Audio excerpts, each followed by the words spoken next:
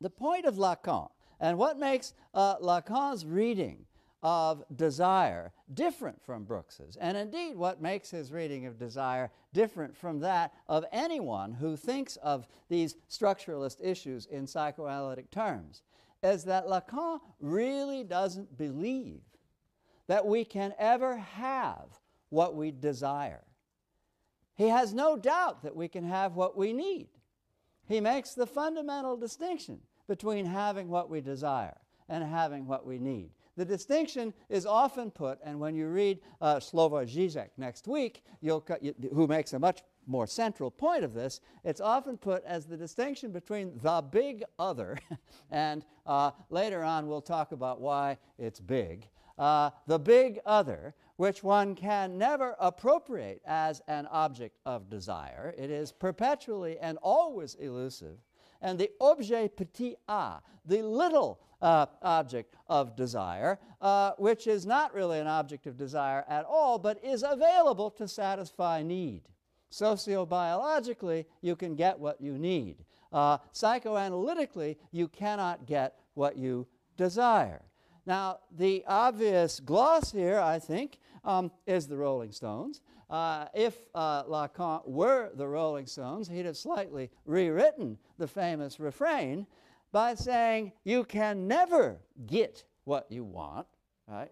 But sometimes, if you try, and you got to try. I mean, even for what you need, you got to, you can't just sit there. Sometimes, if you try, you can get what you need. And so, and I'm sure that Mick Jagger had many sticky fingers in the pages of Lacan in order to be able, to make that important distinction. But I think it's one that perhaps you might want to salt away the next time you feel confused about the distinction between desire and need. Isn't it clear, if we look at our most common daily experience of ourselves and of others, that how, when we deal with another person, phenomenologically, that is to say, the way we immediately experience them, we erase, abstract from the image of the other person, our partner, certain features which are simply too embarrassing to be kept in mind all the time. Like, I talk to you. Of course, rationally, I know you are defecating, you are sweating, not to mention other things, but quite literally, when I interact with you, this is not part of the image I have of you. So when I deal with you, I'm basically not dealing with the real you. I'm dealing with the virtual image of you.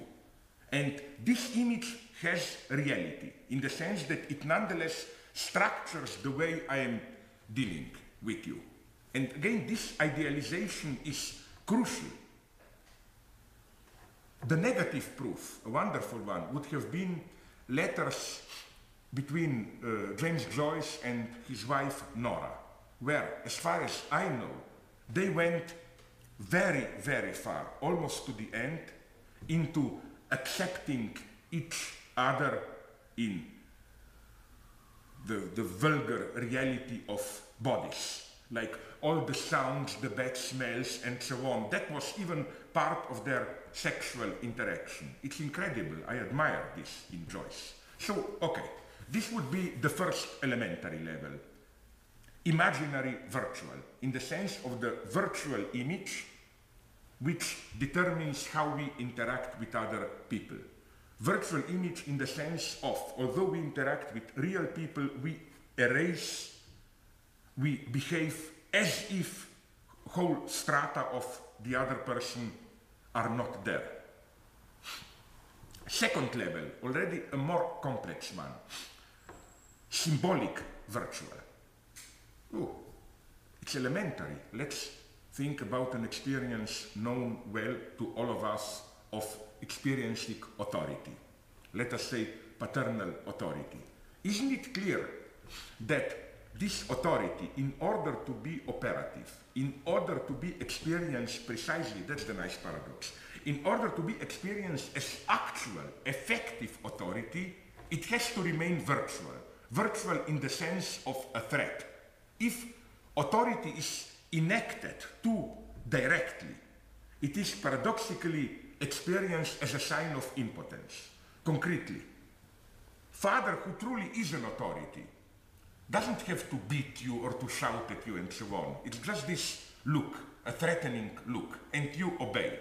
If your father loses his nerves and slaps you, starts to shout and so on, it can be physically painful, but let's admit it, there is always an aspect of something ridiculous, impotent. There is something of a furious outburst of a puppet, of a clown in it. Again, this is then one clear example of how symbolic authority, in order to be operative, that's the paradox I want to emphasize, has to remain virtual. So it's not just it is actual already as virtual. No, it's actual only as virtual. If it's fully actualized as a realized threat, father beats you, shouts at you, it's self-destructive. It undermines itself as authority. In our average everyday understanding or misunderstanding of being, I identify with both the present entities that surround me in the day, especially the ones I'm after, the objects of desire, money, for example. So on the one hand, present objects, and on the other hand, I am overwhelmed by and identify myself with whatever the public culture thinks, whatever they think, whatever the newspapers say.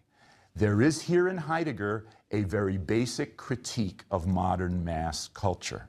Most of us live according to the they, rather than according to our own authentic phenomena of existence. Indeed, Dasein flees into the they self and absorption in things or entities. Why?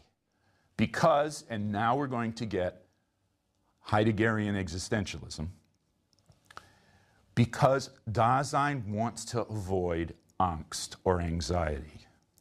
Anxiety is not a bad thing for Heidegger. Anxiety is the proper response to the finite, open-ended nature of human existence. It's only when we begin to feel anxiety, and here we don't have to try to define anxiety too carefully except to say it's not the fear of a specific event, but an open-ended sense of fear or dread about existing as a human being. That fear is a good for Heidegger because it's only when we feel it that we're beginning to recognize the truth about human existence. Now, the truth of anxiety and what lies behind it is Sorge in German, or care. And this now brings us to the end of the first half of the book, Being in Time. I said there were two stages in the analysis of Dasein. We're now at the end of the first one. What Heidegger claims is that the fundamental truth about everyday human being is that we are care. Dasein existentially cares. It cannot not care. Its being is an issue for itself. To care is to be anxious. So the preliminary analysis of the average everyday existence of Dasein is that Dasein is care.